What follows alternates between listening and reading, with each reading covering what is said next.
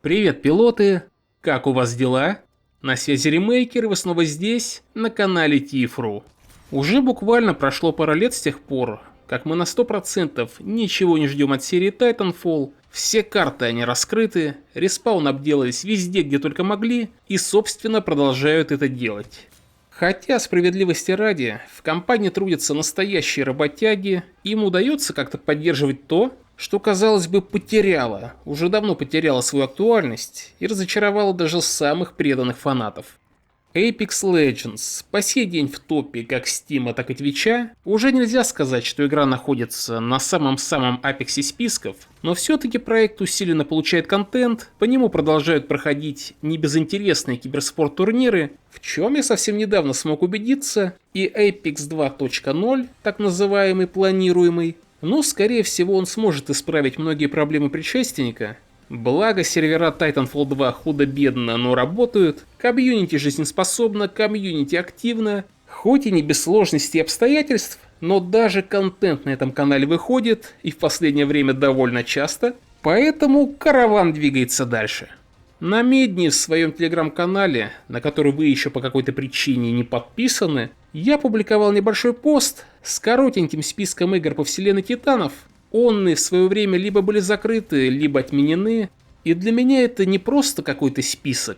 Ведь начиная с 2016 года, как и надеюсь многие из вас, я, можно сказать, через него прожил. Через этот список. Прожил где-то ожиданиями, где-то наслаждениями игровым процессом, а где-то и разочарованиями отмены. И по сути, лично для меня, каждый из этих игр – это самый настоящий фрагмент жизни, и фрагмент жизни довольно прекрасный. Я помню, как по сути через несколько дней после релиза вторых Титанов в соцсетях Respawn начали публиковаться посты с анонсом карточной игры Titanfall Frontline, кор-механика которой строилась на базе уже готовых Burn Cards. И само собой по игровому процессу, судя по трейлерам и опубликованным видеоматериалам, по сути Frontline являлся клоном Hearthstone и TES Legends. Что для того времени было бы вполне неплохо, спрос на подобную продукцию по тем временам был колоссальным, и многим геймерам даже в нашем сообществе, казалось бы в онлайн-шутерном комьюнити, вполне себе приглянулся Frontline, и ребята были не прочь его опробовать. Но по не совсем понятным причинам, по факту уже готовый проект, его прикрыли. Его прикрыли, если я не ошибаюсь, в самом начале 2017 года, что собственно по факту особо никого не расстроило. Если припоминать информационный фон нашего комьюнити на тот период времени, все вообще к тому времени ожидали выхода DLC, так называемого DLC для Titanfall 2, перестрелка, который как назло задержали на 2 недельки из-за внезапно неодобрением отделом качества Electronic Arts. И Lovefire выпустили 23 февраля, что по сути погоды не сделало. Но данный соревновательный игровой формат по сей день остается самым любимым для большого количества хардкорных пилотов. Следующей мобильной игрой во вселенной Титанов стал Titanfall Assault. Все от тех же самых разработчиков из Particle City. На этот раз мы получили простенькую стратегию в реальном времени, где гамали как против реальных игроков, так и против оппонентов в режиме захвата опорных пунктов. Прямиком из оригинальной серии взять 3 пилотов, по-моему 3 титанов, несколько Burn Cards и дополнительно 3 резервных отряда. Для окончательной победы было не обязательно захватывать и удерживать все 3 опорных пункта. Альтернативой являлось уничтожение главной турели противника на его изначальном спауне. Titanfall Assault релизнулся в августе 2017 года и в свое время сыскал некоторую популярность как в наших кругах, так и просто среди заинтересованных мобильных геймеров. Вот лично за себя я не особый фанат игрового контента на экране смартфонов, но все-таки присоединился к игре за несколько месяцев до ее закрытия, которое состоялось 30 июля 2018 года. Но оставшегося времени его было вполне достаточным, дабы хоть как-то оценить игровой процесс и вдоволь им насладиться. Вот на самом деле для этого закрытия не было абсолютно никаких предпосылок. Игра чувствовала себя вполне комфортно в своей нише. Это неофициально, но я все-таки думаю, главная причина – это приобретение электрониками студии Respawn и, следовательно, всей ее интеллектуальной собственности в конце 2017 года. И просто в дальнейшем EA, ну что они сделали? они отозвали лицензии, предварительно розданные респами вдоль всего азиатского рынка. Тем самым издатель, он все-таки готовился к выходу Titanfall 3. Но Зампеллич и его команда, в этом плане они немного, так сказать, подгадили своим новым владельцам, о чем мы поговорим далее. А далее у нас тот самый Titanfall Online. Да, тот самый Titanfall Online, в свое время нашумевший проект от компании Nexon, чисто для азиатского рынка, за которым, ну как мне кажется, по тем временам, следило все Titanfall комьюнити, уже в то время изголодавшийся почему-то новому в титановой вселенной. Проект являлся чисто мультиплеерным, был выстроен на базе Titanfall 2014, и по сути он ничем от него не отличался. А кроме шкурок некоторых персов, доработки определенных игровых механик и появлением нового титана, по-моему, он был на базе Огра. И так сказать, ничего особого, ничего нового из себя этот титан он особо не представлял.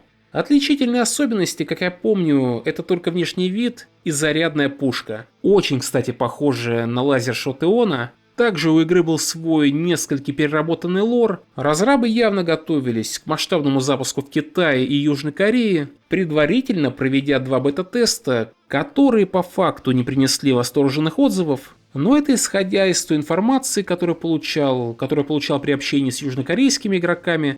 И, кстати, если кто помнит, я даже сделал несколько роликов по этой игре. И, кстати, лично я следил за разработкой данного проекта на своем канале. Серия роликов так и называлась Titanfall Online и далее. Так вот, очередное совпадение, никак иначе. Данный проект прикрыли все в том же июле, все того же 2018 года. В любом случае, Titanfall Online, он вряд ли смог бы стать каким-то там откровением, или как-то там перевернуть игровой рынок, и всю серию в частности. Но так или иначе определенный интерес был, особенно на фоне закрытия Titanfall Assault. Одно как бы накладывалось на другое. Вдобавок в это время разрабатывался Apex Legends, и на Reddit был опубликован первый слитый скриншот карты Canyon Kings, в который, конечно же, само собой никто не поверил, как бы я особо не доверял, но надежда теплилась во мне, и я в итоге поверил в этот слив. Но до последнего надеялся, что это будет батл рояль именно по Titanfall с титанами и пилотами. Ну а что произошло дальше, вы сами прекрасно знаете. А дальше случился он. Релиз Apex Legends. Признаюсь честно, в первое время, когда игра вот только вышла, я то ли от отчаяния, то ли по доброте душевной, так сказать, поддержал новый проект от любимых разрабов, но искренне надеюсь, что в дальнейшем он получит правильное развитие с точки зрения эволюции Titanfall Universe, и по факту как бы ничто не предвещало беды. На первом этапе своего существования Apex Legends являлся обычным батл-роялем. Да, с некоторыми значительно улучшающими качество выживания в нем механик, небольшим количеством персов, старым добрым оружием из оригинальной серии, причем с аналогичной маркировкой. Сюда же до кучи прикольный дизайн Canyon Kings с достаточным количеством отсылок и заимствованных решений, которые во многих моментах они возвращали в тот самый фронтир, пусть это и напоминало его отдаленно, а по истечению нескольких сотен часов и посредственно. Но тогда шел 2019 год. Тогда еще не было ни безумного жонглирования с лором вселенной, ни десятка новых и довольно странных персонажей, ни тонны аниме-ивентов, никакого там розово-радужно-единорожного дизайна и массового ухода ключевых разработчиков, таких как Вин Зампелло, который возглавил разработку Battlefield, причем начал делать это втайне аж за целый год до официального объявления данного ивента. И в скором времени возглавит Electronic Arts. Вот чекайте, так оно и будет. Ушли также, только в данном случае с концами, Райан Ластимоза, проработавший 13 лет при Respawn в роли креативного директора.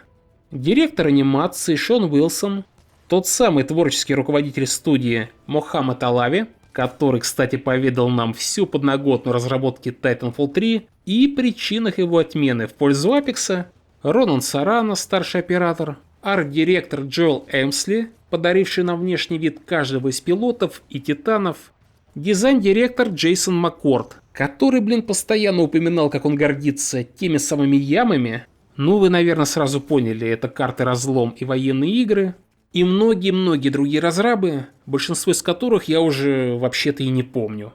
Titanfall 3. Вы могли слышать много легенд о его существовании, и все они правдивы. Но все же существует и ряд некоторых мифов, один из которых самый популярный, по-моему, что Titanfall 3 был отменен якобы там из-за провала второй части, которого, к слову, никогда и не было. И я об этом уже неоднократно объяснял в том же самом ролике. Показатели продаж Titanfall 2 в свое время, и тем более по текущему курсу, это почти недостижимые результаты для многих новых игр от той же Electronic Arts, так и в целом по всему игровому рынку.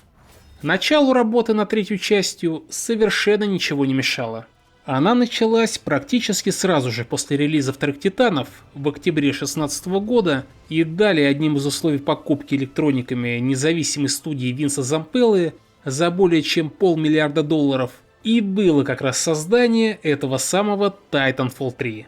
И рабочий прототип игры, он уже был готов в завершении 2017 года. Но далее в команде случился творческий кризис, они не видели значительных заметных улучшений на фоне второй части, а старые разрабы из того самого Respawn являлись творчески требовательными к себе, и у них случались эти самые кризисы, которые не понять обычным ремесленникам, ныне трудящимися вместо них над уже готовым батл-роялем. Так вот, творческий кризис был развеян началом увлечения батл-роялями, которые, как вы знаете, в тот самый период прям так мощно выстрелили в лице всем известного PUBG и Fortnite. И когда их работа доходила до тестирования прототипа мультиплеера Titanfall 3, ребята не могли собрать даже половины от нужного для Full Party. Но когда некоторые из них занялись разработкой шуточной версии Battle Royale на основе Titanfall, то в такое после работы оставались поиграть абсолютно все. И респы, вот их прям поперло, они прям почувствовали, что они находятся на пути к этому самому успеху, который впоследствии, собственно, к ним и пришел с Apex Legends. Но стоит заметить, что этому предшествовал достаточно крупный скандал между респами, вернее их верхушкой, и Electronic Arts, которые на тот период, они не входили в число крупных игроков на рискованном фри-то-плей рынке, и вот акционерам и инвесторам им на самом деле очень трудно объяснить, что подобное может выстрелить лучше, нежели там очередные Титаны. Но Винс Зампелла, он достаточно жесткий такой, немного грубый, насколько мне известно, и талантливый руководитель, который просто может убеждать людей. Если нужен был Titanfall 3, они бы сделали Titanfall 3. Но им понравился Battle Royale. И насколько я помню, в одном из последних интервью еще за 2018 год Зампеллыч упоминал, что его сын или там дочь, они просто обожают играть в Fortnite, поэтому, ребята, делайте выводы. Далее, судя по утечкам СМИ, респы занялись разработкой синглового проекта, действия которого происходили на пересечении Titanfall и Apex. Но дальше концептов и каких-то там начальных наработок прототип с места не сдвинулся. И по каким именно причинам это произошло, достоверно неизвестно. Вот взяли и просто отменили. В массовых медиа его успели окрестить Titanfall Legends. Ну, а что? Название вполне хайповое, и скорее всего, если бы игра там увидела свет, то основа бы осталась без изменений. Вот сейчас, на данный момент, я сижу и перечисляю все эти проекты, в которые мы успели поиграть. Некоторые мы просто наблюдали, когда они находились в разработке, или вообще фиксировали только на уровне слухов. И знаете, какие у меня ощущения после всего вышесказанного? Никакие. Пустота. Ничего. Абсолютно ничего. Да, я был неравнодушный в конце 10-х годов, в 22-м, в 23-м, испытывал какие-то призрачные ожидания, прям призрачные. Уверен, то же самое по отношению к будущему этой вселенной испытывают и те из вас, кто в теме с самого начала и воочию видел весь трындец, который все эти долгие годы здесь имел место быть. В любом случае, Апексу продвижения, его гибель точно не вернет на рельсы наших титанчиков, игрокам Titanfall удачи и молиться за то, что имеете. Это уже точно все, что у нас осталось. Всем добра, всем удачи и приятного времяпрепровождения именно там, где вы любите это делать. Следите за этим каналом, и возможно когда-нибудь это все закончится. Это был Ремейкер. Отключаюсь.